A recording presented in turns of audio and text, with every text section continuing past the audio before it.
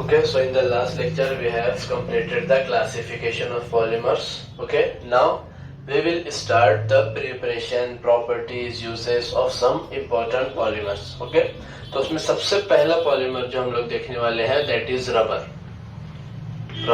Okay, most important and very famous, very commonly used polymer which is called as rubber. Rubber को हम लोग elastomer के form में भी जानते हैं. ठीक है, elastomers are nothing but the rubber polymers. Fine.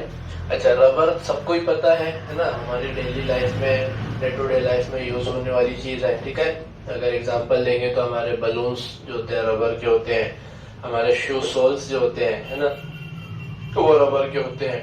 बहुत सारे टॉयज रबर के आते हैं है ना, हमारे वो जो नोट पर और उसके ऊपर लगाने वाले जो होते हैं वो भी रबर होते हैं. ठीक है, तो बहुत सारे फॉर्म में हम लोग रबर क्या करते हैं, यूज करते हैं. अच्छा, अब रबर जो होते हैं वो दो टाइप के होते हैं. एक तो सबसे पहला होता है नेचुरल रबर. ठीक है, हम लोग सबसे पहले नेचुरल रबर के ही बारे में बात करेंगे कि नेचुरल रबर होता क्या है, उसका मोनोमर क्या है. ठीक है, ये सारी चीजें बनता कैसे है वो देखेंगे. तो याद रखिए, नेचुरल रबर एक पॉलीमर है जिसका मोनोमर जो होता है उसे कहते हैं isoprene. Isoprene. The monomer used in rubber is called as isoprene. Isoprene का और एक नाम है जिसे बोला जाता है 2-methyl buta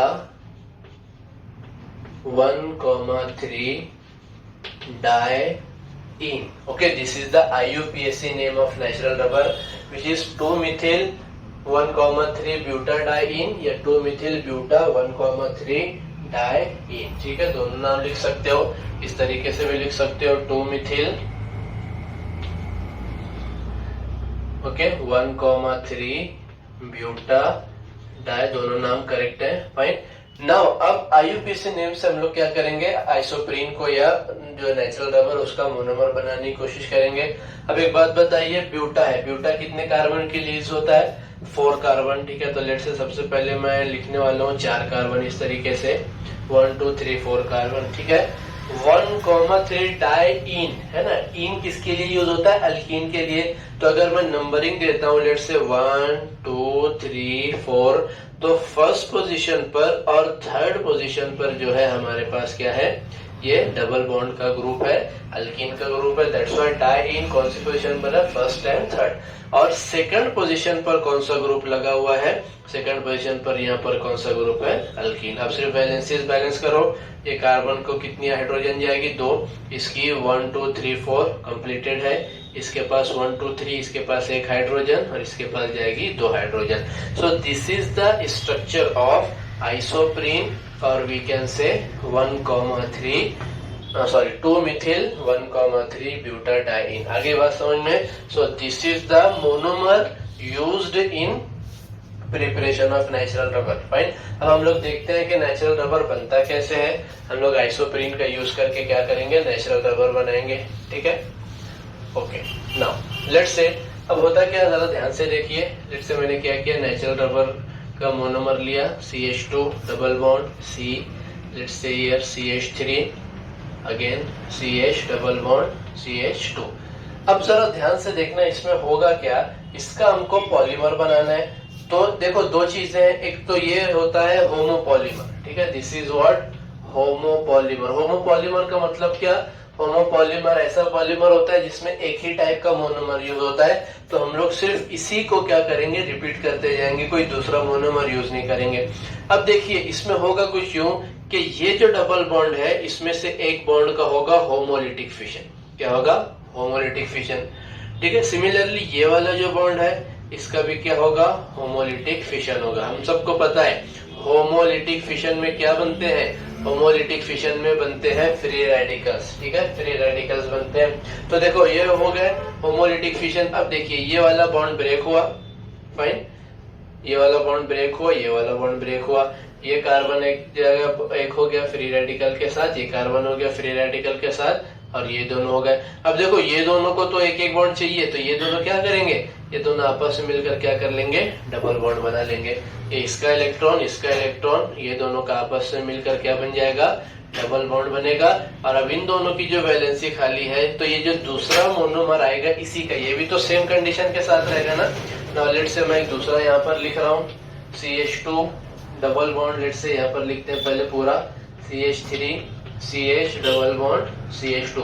सेम चीज यहाँ पर भी होगी, इसका होमोलिटिक फिशन होगा इस तरीके से, और ये होगा इस तरीके से, ये डबल बॉन्ड फिनिश होगा। ये सब क्या बनेंगे, फ्री रेडिकल्स। अब देखो ये दोनों तो आपस में मिलकर क्या कर लेंगे, बीच में डबल बॉन्ड बना लेंगे, फाइन। और अब ये देखो ये फ्री रेडिकल, ये दोनों आपस में क्या कर सकते हैं, एक बॉन्ड बना सकते हैं। इसी तरह ये इस तरफ बॉन्ड बनाएगा और ये इस तरफ बॉन्ड बनाएगा। तो होगा कुछ यूं कि एक सिंगल यूनिट हमको कुछ इस तरीके से हम लोग ये मिलेगी, और इसको n टाइम्स लिख देंगे हम लोग। So we will get the polymer of rubber. आई बात समझ में, मैकेनिज्म समझा। अब मैं उसको कुछ इस तरीके से लिखा रहा हूँ, सिर्फ इसको ध्यान में रखना। ये करना क्या है, लेट्स से हमने ले लिया isoprene, CH2 double bond CH3, यहाँ पर CH डबल बॉन्ड CH2। इसकी n यूनिट्स लेना है, ठीक है, इसकी n यूनिट्स लेना है। This is nothing but the isoprene. अब इसका जब पॉलीमराइजेशन करेंगे तो सिर्फ करो क्या पता है, ये दोनों डबल बॉन्ड को फिनिश करो, यहाँ पर सिंगल बॉन्ड लाओ और बीच वाले को क्या कर दो, डबल बॉन्ड के साथ ज्वाइन करके इन दोनों की वैलेंसी निकाल दो। तो हमको सिर्फ करना क्या, ये एक वैलेंसी निकली, दैट इज CH2, ये हो गया सिंगल बॉन्ड, ठीक है। डबल बॉन्ड का यहाँ पर क्या करेंगे, सिंगल बॉन्ड, और बीच में जो सिंगल बॉन्ड है उसको हम लोग क्या कर देंगे, इसको कर देंगे डबल बॉन्ड, अगेन उस तरफ वाले को सिंगल कर देंगे, और ये हो गया हमारा CH3, और इसका n यूनिट्स हमने बना दिया। तो अब ये मेरे पास क्या आ गया, नेचुरल रबर, जिसे हम लोग पॉली आइसोप्रीन भी बोलेंगे। अब देखो मोनोमर का नाम आइसोप्रीन है, तो पॉलीमर का नाम क्या होगा, ऑब्वियस बात है पॉली आइसोप्रीन, या इसका दूसरा नाम जो कॉमनली यूज होता है, that is my natural rubber. आई बात समझ में। तो इस तरीके से हमारे क्या होता है, रबर हमको गेन होता है, नेचुरल रबर। सो याद रखना, नेचुरल रबर का मोनोमर है isoprene, which is 2-methyl 1,3 butadiene. अच्छा, ये होमो पॉलीमर है और लीनियर पॉलीमर है, ठीक है, लीनियर है ना, ये एक के बाद एक लगा होता है, फाइन। एंड थर्ड चीज ये एडिशन पॉलीमर है। अच्छा, हमने क्या किया, डायरेक्ट ऐड किया ना, ये एक यूनिट को इसके बाजू में भी रखा, इसके बाजू में भी रखा, और सारी यूनिट्स को ऐड कर दिया। तो याद रखना, it is a homo polymer, it is a linear polymer, and it is a addition polymer. आगे बात समझ में, फाइन। अच्छा, अब इसका स्ट्रक्चर हम लोग देखें तो एक दो चीजें इसमें याद रखना कि जो नेचुरल रबर अगर हम बनाते हैं, ठीक है, नेचुरल रबर बनाएंगे, मैं कुछ इस तरीके से बनाता हूँ। Let's say this is my CH2, this is my CH2, वही चीज है, थोड़ा सा उसको क्या कर रहा हूँ, थोड़ा सा उसका अलाइनमेंट चेंज कर रहा हूँ। ये एक मेरा मोनोमर हो गया, ठीक है, this is my CH2, C double bond C, this is H, this is there CH3, again there is CH2। अब देखो ये जो कुछ इस तरीके से बनेगा, ये होता है नेचुरल रबर का स्ट्रक्चर। कि देखो CH2 C double bond C, इधर CH हो गया, एक तरफ CH3 लगा, वापस से CH2, और ये दोनों CH2 आपस में अटैच है। तो ये नेचुरल रबर है। इस फॉर्म को बोला जाता है सिस फॉर्म। इस फॉर्म को क्या बोलते हैं, सिस फॉर्म। सिस फॉर्म मतलब क्या, डबल बॉन्ड के एक तरफ सिमिलर ग्रुप होंगे। तो देखो डबल बॉन्ड के एक तरफ CH2 ग्रुप्स है, ठीक है, और दूसरी तरफ CH3 है। तो सिमिलर ग्रुप्स हम लोग क्या कर रहे हैं, एडजेसेंट साइड में रख रहे हैं, बाजू में रख रहे हैं, that is called as cis form. तो याद रखना, नेचुरल रबर हमेशा किस फॉर्म में होता है, सिस फॉर्म में, जिसे सिस पॉली आइसोप्रीन भी बोलते हैं, that is called as cis poly isoprene. Okay, ये चीज याद रखना। दूसरी चीज इसके अंदर क्या होती है, इलास्टिसिटी होती है। आगे बात समझ में। सो ये क्या हो गया, हमारा नेचुरल रबर हो गया। नाउ एक टर्म होती है वुल्कनाइजेशन ऑफ रबर। इससे पहले भी मैंने बताया, एक प्रोसेस होता है वुल्कनाइजेशन, ठीक है। अच्छा, वुल्कनाइजेशन क्या होता है, उससे पहले समझो कि क्यों किया जाता है। तो बेसिकली हमारा जो नेचुरल रबर होता है, अगर आप लोगों में से किसी ने देखा होगा तो नेचुरल रबर जो है, रबर के ट्री में से लेटेक्स के फॉर्म में निकलता है, और वो नेचुरल रबर बिल्कुल लिक्विड के फॉर्म में होता है, विस्कस होता है, ठीक है, उतनी ज्यादा उसकी स्ट्रेंथ नहीं होती। तो अब हम लोगों को अगर वो रबर यूज करना है, तो आप एक बात बताइए, let's say for example 2 wheeler का टायर, टू व्हीलर या फोर व्हीलर तो हम लोग जो टायर यूज करते हैं वो भी तो एक रबर होता है। तो डायरेक्ट नेचुरल रबर से हम लोग टायर बना सकते हैं क्या? नहीं।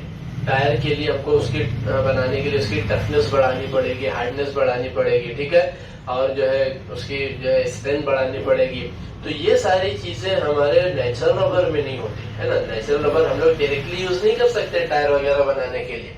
तो नेचुरल रबर की फिजिकल प्रॉपर्टी को बढ़ाने के लिए हम लोग उसमें कुछ केमिकल रिएक्शन करते हैं और उस प्रोसेस को क्या बोला जाता है? वोल्कनाइजेशन। टू इनहांस और to increase the physical properties of natural rubber, we will do some sort of chemical reaction on that natural rubber that is called as vulcanization.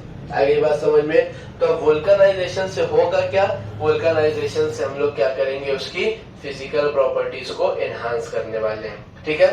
तो अब देखो वोल्कनाइजेशन में क्या होता है।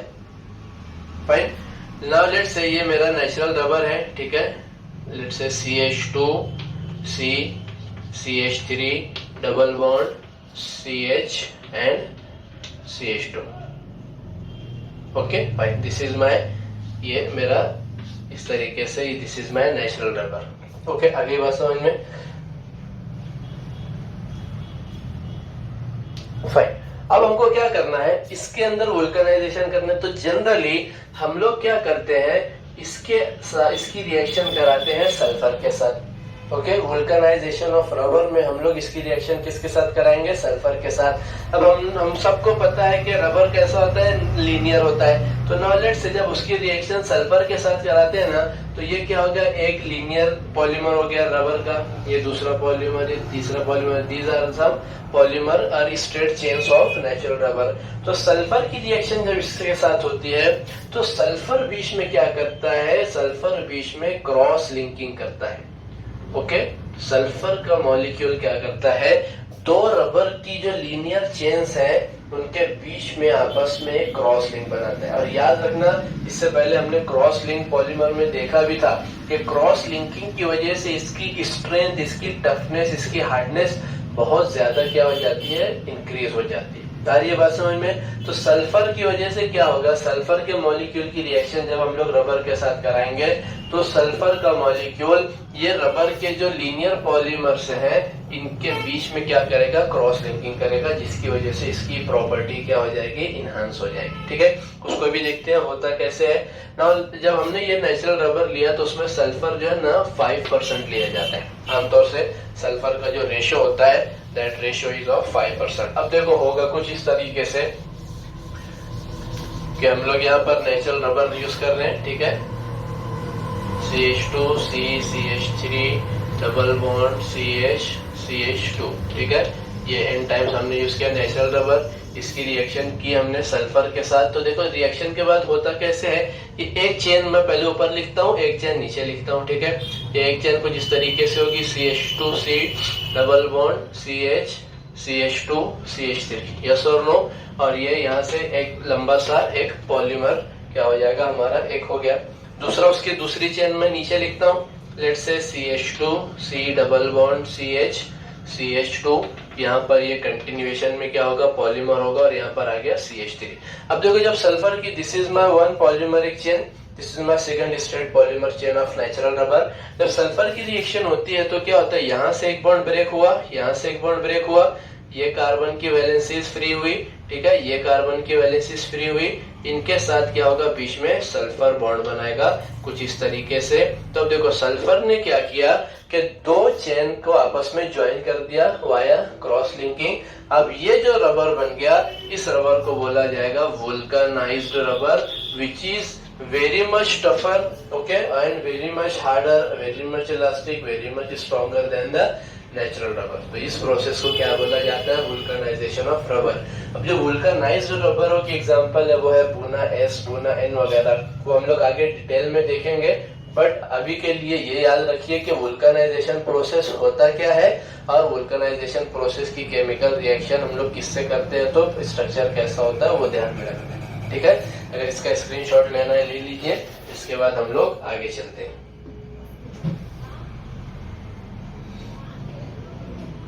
ओके ना, अब हम लोग आगे बढ़ेंगे। दूसरा पॉलीथीन। ओके, ये तो हो गया हमारा natural rubber polymer. Now second important polymer is polythene. Second important polymer is polythene. हम सबको पता है पॉलीथीन, पॉलीथीन किससे बनता है? पॉलीथीन का जो मोनोमर होता है वो होता है इथीन। पॉलीमर का जो मोनोमर होता है वो क्या होता है? इथीन। अब सिर्फ एक ही टाइप का हम लोग मोनोमर यूज कर रहे हैं, that's why it is homopolymer. Okay, homopolymer. और इथीन के मॉलिक्यूल्स को आपस में ज्वाइन करते हैं, that's why it is the addition polymer. Fine. अच्छा, अब इसके अंदर भी दो कैटेगरी है। एक तो सबसे पहली है लो डेंसिटी पॉलीथीन। ओके, लो डेंसिटी पॉलीथीन।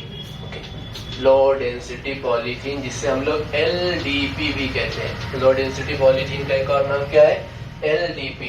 अब देखो होता क्या है, दोनों प्रोसेस, एक लो डेंसिटी पॉलीथीन है, हाई डेंसिटी पॉलीथीन है, दोनों मतलब इथीन से ही बनते हैं। सिर्फ उनको मैन्युफैक्चर करने का या उनका जो पॉलीमराइजेशन का प्रोसेस है वो थोड़ा सा डिफरेंट होता है। अब देखो लो डेंसिटी पॉलीथीन में भी हम लोग क्या यूज करने वाले हैं? इथीन ही यूज करने वाले हैं।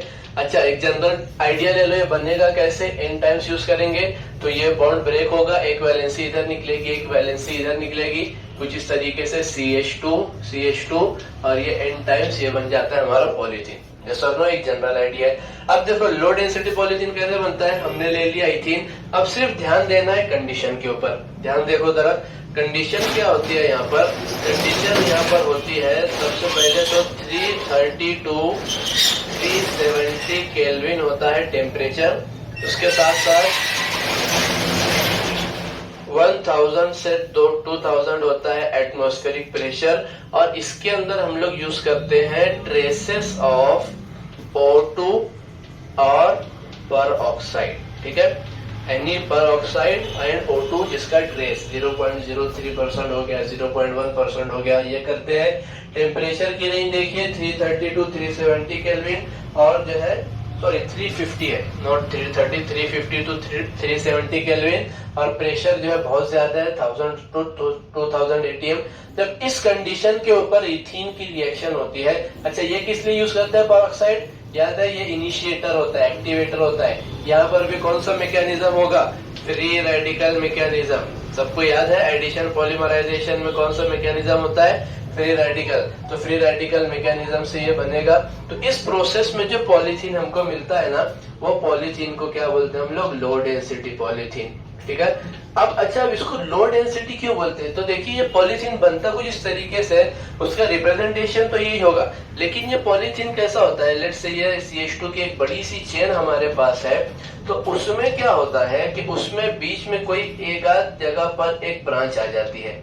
इस तरीके से कुछ ब्रांचिंग हमारे पास क्रिएट हो जाती है।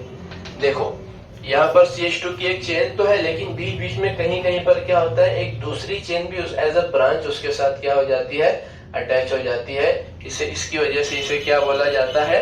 लो डेंसिटी पॉलीथीन। अब देखो, ब्रांचिंग आ गई तो साइज पहले इतनी थी, ब्रांचिंग की वजह से साइज बढ़ जाएगी। साइज बढ़ गई, एरिया बढ़ गया या वॉल्यूम बढ़ गया, तो डेंसिटी तो क्या हो जाएगी? कमी हो जाएगी ना। तो ऑब्वियस बात है, दैट्स व्हाई ये जो होता है ये ब्रांच्ड पॉलीमर होता है। This is the branched polymer. और ब्रांचिंग की वजह से इसकी जो डेंसिटी है, डेंसिटी कैसी हो जाती है? डेंसिटी हो जाती है low. That's why it is called as low density polythene. Okay, ये हो गया लो डेंसिटी पॉलीथीन का मैन्युफैक्चरिंग। इसका स्क्रीनशॉट ले लीजिए, फिर इसकी प्रॉपर्टीज देखेंगे ना। अब इसकी प्रॉपर्टीज जो होती है ना, वो सिंपल प्रॉपर्टीज है। लो डेंसिटी है, ठीक है। इसकी जो प्रॉपर्टीज है वो ध्यान में रखना। ओके, ये होता है फ्लेक्सिबल, बहुत अच्छे आराम से फ्लेक्सिबल हो जाता है, बहुत अच्छी फ्लेक्सिबिलिटी होती है। ठीक है। केमिकली इनर्ट होता है, हम सबको पता है पॉलीथीन हमारा जो प्लास्टिक होता है वो किसी के साथ रिएक्शन नहीं करता। केमिकली कैसा होता है? इनर्ट होता है। इसका जो मेल्टिंग पॉइंट है वो होता है 110 degree Celsius. The melting point of low density polymer is 110 degree Celsius. Fine. तो ये क्या हो गया उसकी? And it is a poor conductor of electricity. एक और प्रॉपर्टी है, पुअर कंडक्टर ऑफ इलेक्ट्रिसिटी। तो ये कुछ प्रॉपर्टीज है इसकी लो डेंसिटी पॉलीथीन की। अब इसका यूज क्या है? यूजेस है, सबसे मेन इसका जो यूज है वो पाइप्स के मैन्युफैक्चरिंग में होता है। पाइप्स मतलब जिससे देखो ऐसा पाइप जिससे हम लोग let's say we can say the water pipe, जिसे आप गार्डनों में है ना, जिसे हम नली भी कहते हैं, पाइप्स भी कहते हैं, गार्डन के अंदर या हमारे जो है एग्रीकल्चर के अंदर हम लोग उससे वाटरिंग करते हैं, प्लांट्स के अंदर, ट्रीज के अंदर।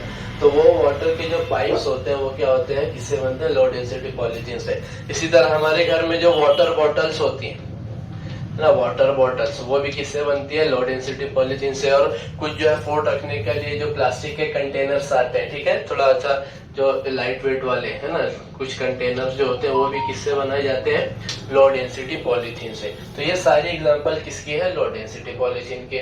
आगे बात समझ में ना, हम लोग आगे बढ़ेंगे हाई डेंसिटी पॉलीथीन। ओके, अब हाई डेंसिटी पॉलीथीन क्या होता है वो भी देख लेते हैं। Second is high density polythene. Same चीज है, सिर्फ जो है बनाने का मेथड अलग है। Now let's say again high density polythene के लिए हमको इथीन तो लगने वाला है। अब इसकी कंडीशन थोड़ा सा ध्यान में रखना, इसकी कंडीशन टेम्परेचर की रेंज देखो, लिख लो इसको 333 टू 343 केल्विन। टेम्परेचर की जो रेंज है दैट इज 333 टू 343 केल्विन, और जो प्रेशर की रेंज है वो है 6 टू 7 atm। और इसमें कैटलिस्ट यूज करते हैं जिसे बोला जाता है Ziegler Natta catalyst. Okay, Ziegler-Natta catalyst is a catalyst used in the manufacturing of high density polythene। अच्छा, अब Ziegler-Natta catalyst क्या है, Ziegler-Natta catalyst दो चीजों का एडिशन है। सबसे पहले तो ट्राई इथिल एल्यूमिनियम, ठीक है, एक कंपाउंड है, plus titanium tetrachloride, titanium tetra chloride, ठीक है, ट्राई इथिल एल्यूमिनियम। तो एल्यूमिनियम के साथ कितने इथिल ग्रुप लगे हैं, C2H5 thrice, try ethyl aluminium ये हो सकता है। और टाइटेनियम टेट्राक्लोराइड, टाइटेनियम के साथ 4 Cl ग्रुप लगे, तो इन दोनों का जो एडिशन होगा that is called as Ziegler-Natta catalyst. अब ये कंडीशन में जब हम लोग इथिन का पॉलीमराइजेशन करेंगे तो हमको जो पॉलीथीन मिलता है वो मिलता है हाई डेंसिटी पॉलीथीन। ये दिस इज लीनियर। याद रखना, लो डेंसिटी कैसा था, ब्रांच वाला था, बीच बीच में कहीं पर इथिन की ब्रांचिंग आ जा रही थी। बट यहाँ पर जो होता है ये लीनियर होता है, इसमें कहीं भी ब्रांचिंग नहीं होती। अब लीनियर है तो डेंसिटी कैसी होगी, ज्यादा ही होगी ना, एज कम्पेयर टू ब्रांचिंग में स्पेस इतना, लीनियर में स्पेस कम होगा, तो जिसमें स्पेस कम उसकी डेंसिटी ज्यादा। That's why it is high density polythene. आई बात समझ में, why it is high density, because it is a linear structure। why that was low density polythene, because it was a branched structure। तो इसकी वजह से ये क्या हो गया, हाई डेंसिटी पॉलीथीन हो गया। फाइन, अच्छा अब ये हो गया, इसका स्क्रीनशॉट ले लीजिए। प्रॉपर्टीज देख लेते हैं इसकी फटाफट, प्रॉपर्टी और यूजेस देखेंगे। ओके, इसकी जो प्रॉपर्टीज होती है, ओके, इसका जो मेल्टिंग पॉइंट होगा अब कैसा होगा, ऑब्वियस बात है ना, बहुत सारी प्रॉपर्टी सिमिलर होती है, जहाँ पर डिफरेंस है वो देखेंगे। सबसे पहली चीज, it is harder than LDP, ये इंपॉर्टेंट चीज है। ये जो होगा एलडीपी से कैसा होगा, हार्ड होगा। और दूसरा, इसका जो मेल्टिंग पॉइंट होगा ये अराउंड 144 से 150 डिग्री सेल्सियस के बीच में होता है। The melting point of high density polythene is 144 से 150 डिग्री सेल्सियस। और इसका जो यूज है, अब एक बात बताइए, जो हार्ड यूज होंगे जहाँ पर हमको स्टिफनेस ज्यादा लगेगी, हार्डनेस ज्यादा लगेगी, वहीं पर यूज करेंगे ना। यस, तो इसका हम लोग जो यूज करते हैं, लेट्स से बकेट्स है ना, हमारे जो घर के अंदर जो बकेट्स होती है, इसी तरह डस्टबिन होते हैं, इसी तरह जो हार्ड टॉयज होते हैं हमारे प्लास्टिक के, वो उनके मैन्युफैक्चरिंग के लिए हम लोग क्या यूज करते हैं, हाई डेंसिटी पॉलीथीन। तो ये दो टाइप के पॉलीथीन है, एक लो डेंसिटी, एक हाई डेंसिटी। लो डेंसिटी में ब्रांचिंग होती है, इस वजह से उसकी जो है स्ट्रेंथ भी कम होती है, डेंसिटी कम होती है। हाई डेंसिटी पॉलीथीन में ब्रांचिंग नहीं होती, लीनियर स्ट्रक्चर होता है, दैट्स व्हाई उसकी डेंसिटी कैसी होती है, ज्यादा होती है। तो ये दो पॉलीमर अभी हमने देखे। अब उसके बाद नेक्स्ट लेक्चर के अंदर हम लोग अगले पॉलीमर देखने वाले हैं। Thank you.